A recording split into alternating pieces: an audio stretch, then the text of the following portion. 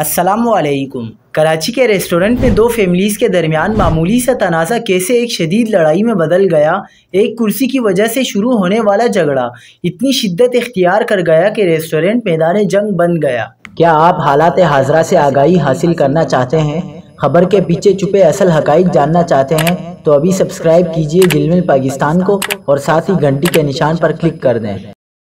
آپ کو بتاتے چلیں کہ ڈیفنس شہباز کمرشل کے ریسٹورنٹ میں دو فیملیز کے درمیان جھگڑے کی ویڈیو سامنے آ گئی۔ سوشل میڈیا پر وائرل ہونے والی ویڈیو میں خواتین کو ایک دوسرے پر تھپڑ اور گھونسے برساتے ہوئے دیکھا جا سکتا ہے۔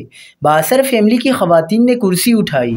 دوسری فیملی کی خاتون نے پوچھا، آپ نے بغیر اجازت کرسی کیوں اٹھائی؟ اس پر جھگڑا شروع ہو گیا۔